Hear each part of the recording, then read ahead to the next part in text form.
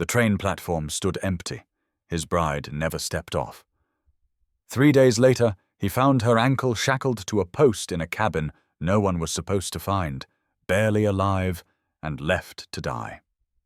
Before we dive into the story, please leave a comment telling us where you're watching from and what time it is there. Also, click the like button and subscribe to the channel so you don't miss more incredible stories tomorrow. Now, let's continue with the story. Thornback Crossing was barely worth the name. A warped wooden platform, a ticket shack slouched against the prairie wind, and nothing else for miles in any direction. October cold rode in on the steam as the locomotive hissed to a stop, iron wheels shrieking like the land itself objected to company. Garrett Lowell stood apart from the other men, hat low, eyes fixed on the passengers as they stepped down. Most glanced at him once and looked away. They sensed something hard in him, something that didn't welcome questions. He had been waiting 3 weeks. 3 weeks since Vera Haslip's last letter, written in a careful hand, said she would be on this train. The conductor jumped down and flipped open his pocket watch. Garrett stepped forward. "You carrying a passenger named Vera Haslip?" he asked. "Woman traveling alone. Came from Pennsylvania." The conductor sighed and pulled out a grimy ledger. His finger dragged down the page, stopping halfway. "Vera Haslip. Ticket used. Boarded in Pittsburgh 3 weeks back." Garrett scanned the thinning crowd again. "She's not here." "Says she boarded," the conductor replied, already half turned away. "Not my concern where passengers choose to get off." Garrett's jaw tightened. "Where would she get off between Pittsburgh and here?" The man shrugged. "That's 1,000 miles of track and more stops than I can count. Could have been anywhere." But Garrett didn't believe in anywhere. A woman traveling alone to marry a stranger didn't simply vanish. Not without a reason. He stopped every passenger who would answer him. Most brushed past. A traveling salesman in a dust-caked suit finally hesitated, eyes flicking toward the open prairie as if measuring escape. "I didn't know her name," the man said slowly. "But I saw a woman like you described. She got off early. Junction west of here. Looked frightened." Garrett thanked him once and turned for his horse. "Saw a woman matching that description?" The salesman said. "Thin, dark hair, nervous looking. Got off at Whistler's Junction yesterday morning." "Whistler's Junction? That's 2 stops back." 2 men met her on the platform. Well-dressed fellows. Said they were her brother and cousin, here to escort her the rest of the way. The salesman shifted his sample case. She seemed confused, but they had her luggage loaded before she could argue much. Garrett's blood went cold. Vera had no family out west. He'd asked specifically in his letters, wanted to know if she'd have people nearby. She'd written back plainly. No one. That was part of why she answered his advertisement. What did these men look like? Tall one had a mustache, fancy coat. Younger one was built heavy, mean eyes. They drove off northwest in a freight wagon. Northwest wasn't toward Garrett's ranch. Northwest was badlands, scattered homesteads abandoned when the territorial land rush collapsed 5 years back. Nothing out there but failure and empty cabins. Garrett spent the night in Thornback Crossing's only boarding house, sending telegrams and getting no answers. The station master knew nothing. The territorial marshal's office was 3 days' ride away in Fort Benton. By the time he could reach them, report a missing woman, get anyone to care, the trail would be frozen dead. He saddled his horse before dawn. Vera Haslip had traveled 1,000 miles to marry him, and somewhere between there and here, she'd vanished into the hands of men pretending to be family.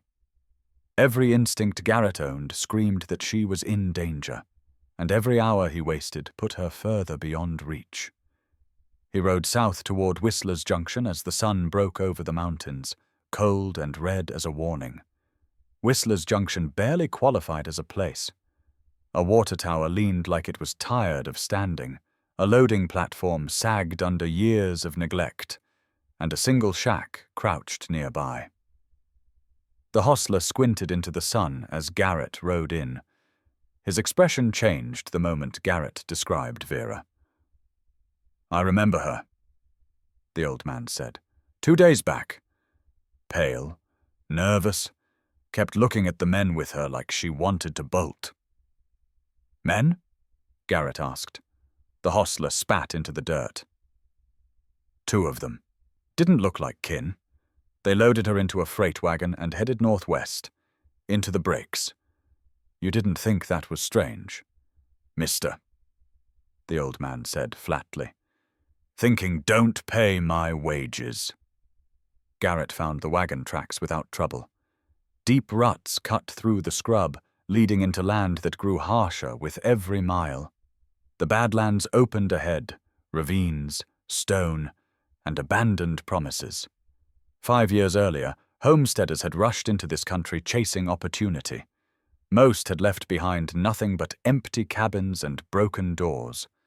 Garrett followed the trail all day, watering his horse at bitter alkali streams. The tracks split, rejoined, split again. Whoever drove that wagon knew the land well. By nightfall, he'd found 3 abandoned cabins. All empty. No fire ash, no footprints, no sign of her. The second day brought wind that tried to scrub the tracks away.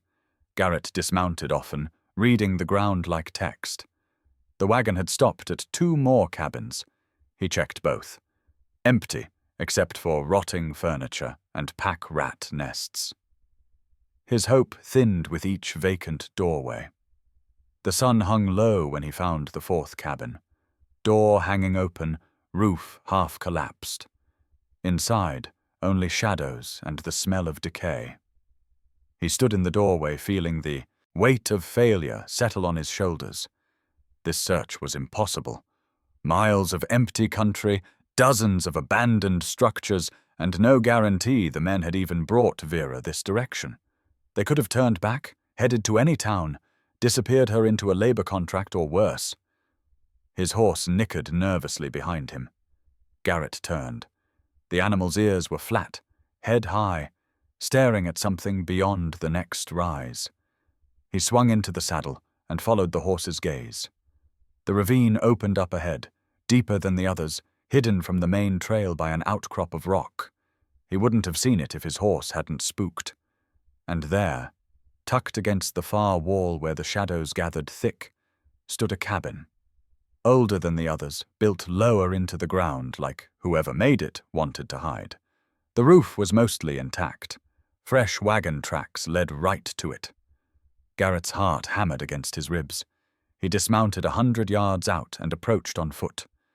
The cabin sat silent. No smoke from the chimney, no movement at the gaps in the boards. But something was wrong with the silence. It felt occupied, watched. He circled wide, keeping low, and found a gap between warped boards on the back wall.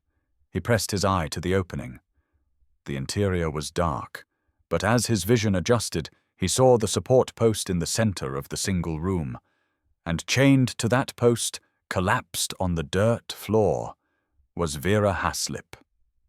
The 4th cabin sat lower than the others, tucked into a shallow ravine. Garrett dismounted slowly. The door was barred from the outside, a thick timber wedged through iron brackets. His hand tightened on the wood as he lifted it free. The hinges screamed when the door opened. Inside, a woman's head snapped up. Her scream ripped through the cabin, raw, panicked, animal. She scrambled backward on the dirt floor until the chain yanked tight around her ankle, stopping her short. She pressed herself against the far wall, shaking. "Don't touch me! Please! God, don't!" Garrett froze in the doorway, palms open. Empty. The woman barely resembled the photograph she'd sent. Her travel dress was torn and filthy. Bruises darkened her arms. The iron chain around her left ankle had rubbed the skin raw, blood dried along the metal. "Vera," he said gently. Vera Haslip. My name is Garrett Lowell. I'm the man you were coming to marry. Her breathing came in sharp gasps. You're lying, she whispered. You sent them. This is some kind of cruelty. I didn't send anyone. I've been searching for you for 3 days. He reached into his coat slowly. She flinched, but he only pulled out a bundle of folded letters. You wrote these, he said. You told me about your husband's death, about leaving Pennsylvania.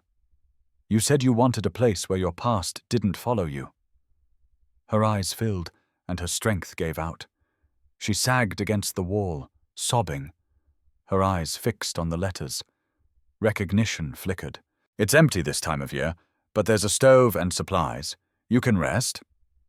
She nodded, trusting him with a desperation that frightened them both. What if they come back here? They won't find us. He picked her up carefully. She weighed almost nothing. Hold on to me. She locked her arms around his neck, her face pressed against his shoulder. He could feel her trembling. Outside, he lifted her onto his horse and climbed up behind her, one arm holding her steady. She flinched at every sound as they rode away from the cabin. The line shack appeared as the sun touched the western peaks. Small, solid, built into a hillside. Garrett kicked the door open and carried Vera inside. He laid her on the narrow cot and got the stove going. The warmth spread slowly through the single room. He heated water and made broth from the dried provisions kept in a tin. Vera accepted the cup but couldn't hold it steady. He held it for her while she sipped. Her eyes never left his face, watching every movement like she was trying to memorize escape routes. You're safe here, he said quietly. I promise. Men made me promises before. He had no answer for that. Promises meant nothing against experience. So he showed her instead. He gave her the cot and made his bed on the floor by the door. He kept his rifle close, but his hands visible. When she asked for the knife from his belt, he gave it to her without question. That night, Vera didn't lie down. She sat with her back against the wall, the knife in her lap, jerking awake at every crack of settling wood or shift of wind.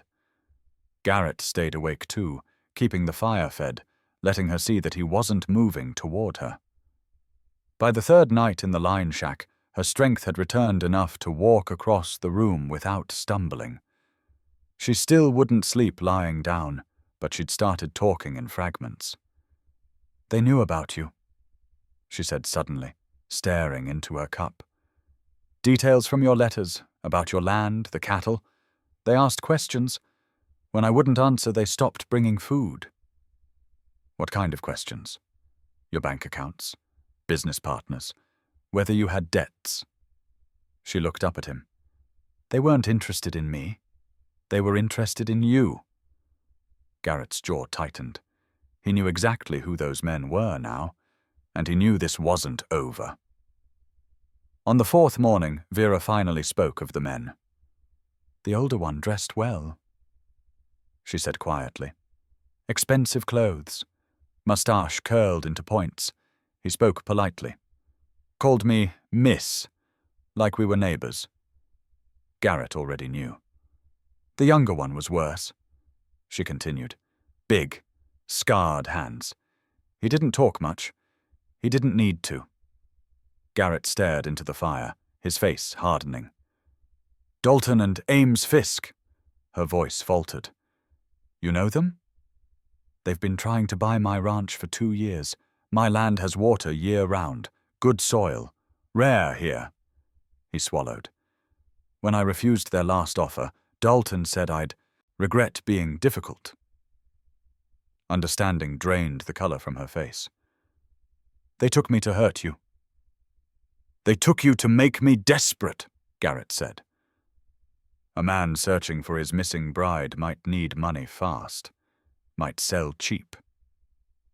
He looked at her then, really looked. Now that I've found you, and now that I know what they did, we're both in danger. She was quiet for a long moment. We should go to the law. Dalton Fisk owns the territorial judge. Half the officials between here and Fort Benton take his money. Garrett's voice was flat. Reporting this would get us nowhere, except put a target on our backs. Then what do? We go to my ranch. My hired man Boyd is there. Someone I trust. We make sure you're protected. He paused. And we prepare for them to come. The ride to Thornback Mesa took a full day. Vera sat in front of Garrett on the horse, still too weak to ride alone. She watched the horizon constantly, her body tense. The ranch appeared as the sun dropped low. A solid house, barn, corrals holding 30 head of cattle. Smoke rose from the chimney. Boyd came out when he heard the horse, his weathered face showing surprise at the woman. "This is Vera Haslip," Garrett said. "My intended bride. She ran into trouble on the way here." Boyd asked no questions, just nodded and went to prepare the spare room. Inside the house, Vera finally relaxed slightly. Real walls, real doors that locked. A bed with clean blankets. That night, after Boyd had gone to the bunkhouse, Vera sat at the kitchen table and told Garrett everything.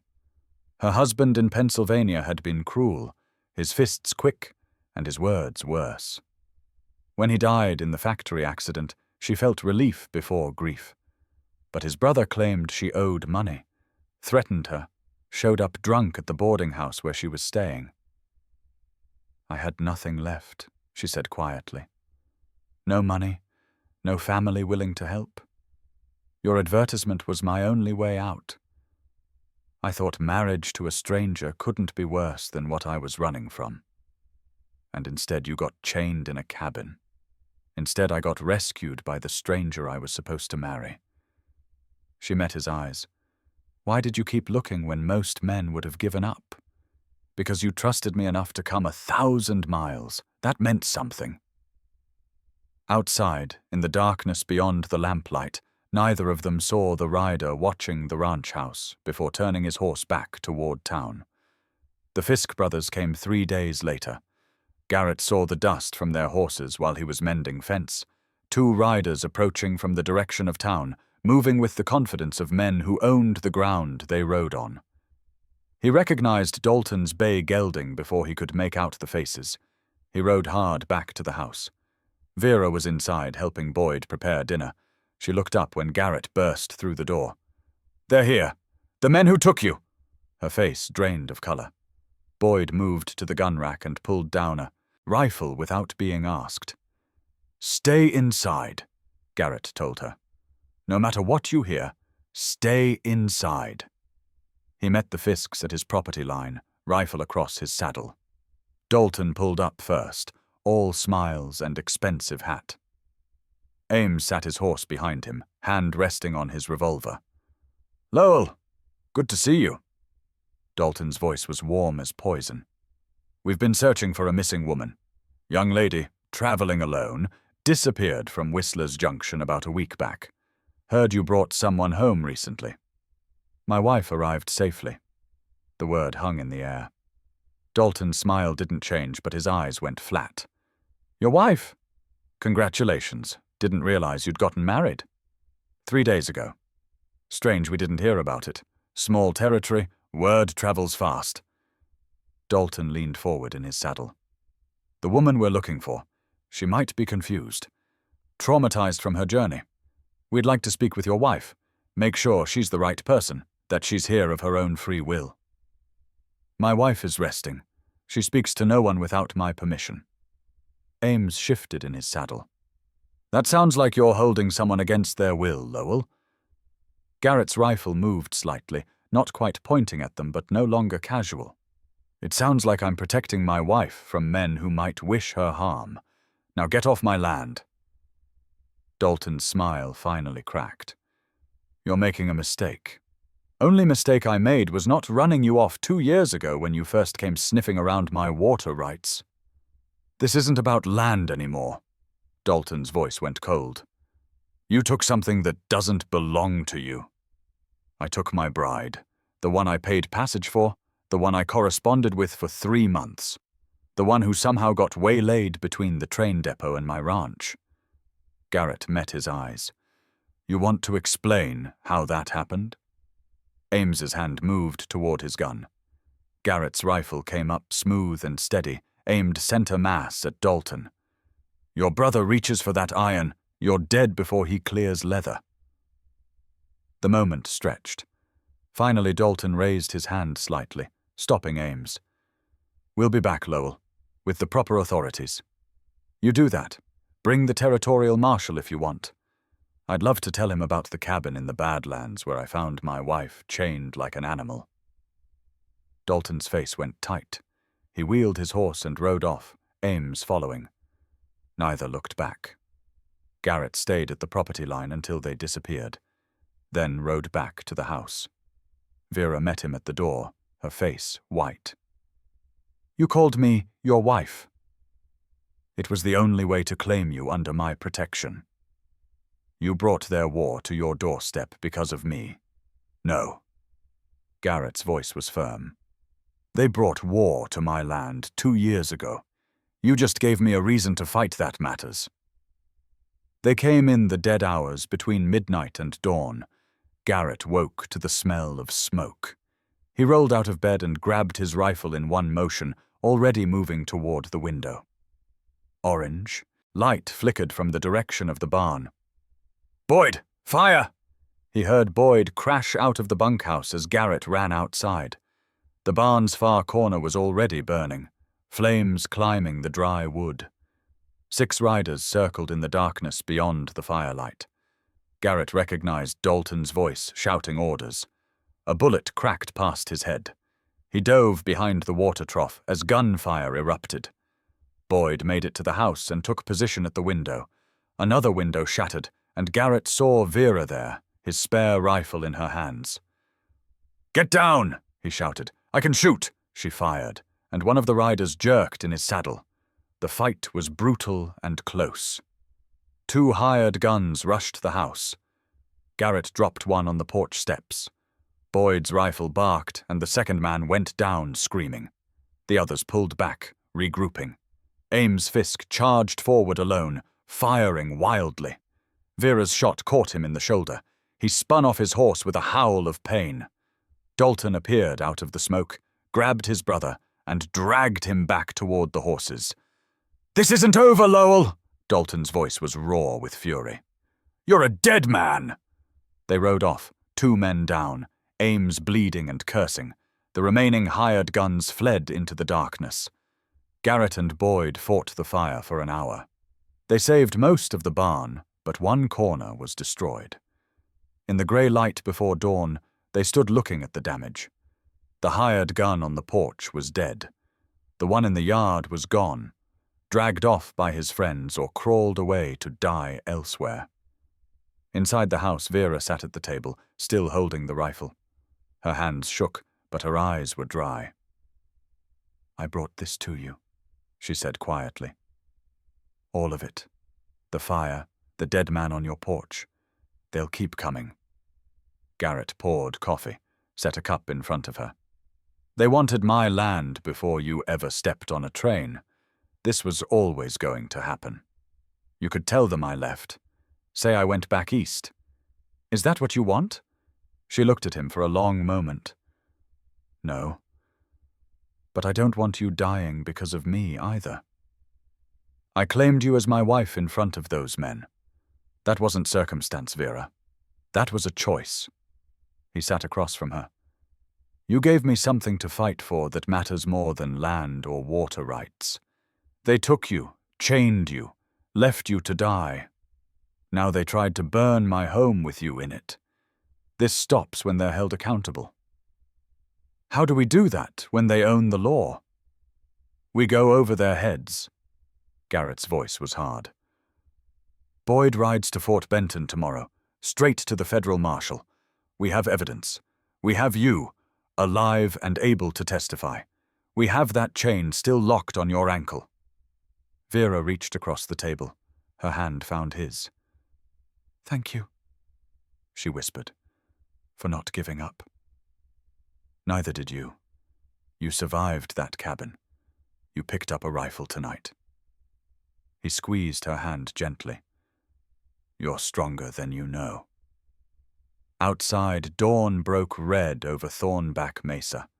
Boyd left for Fort Benton before the sun fully rose, riding hard with the shackle still locked around Vera's ankle wrapped in cloth, the letters proving her identity and written testimony of everything that happened.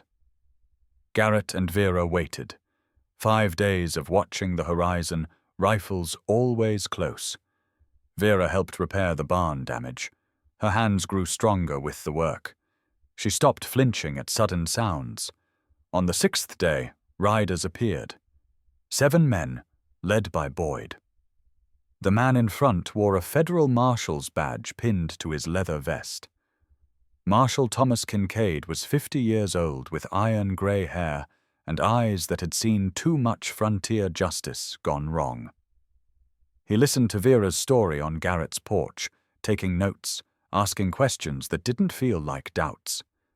When she finished, he held up the shackle. "This stayed on your ankle the whole time?" "I couldn't get it off. The metal was too thick." "Good. Physical evidence is hard to argue with."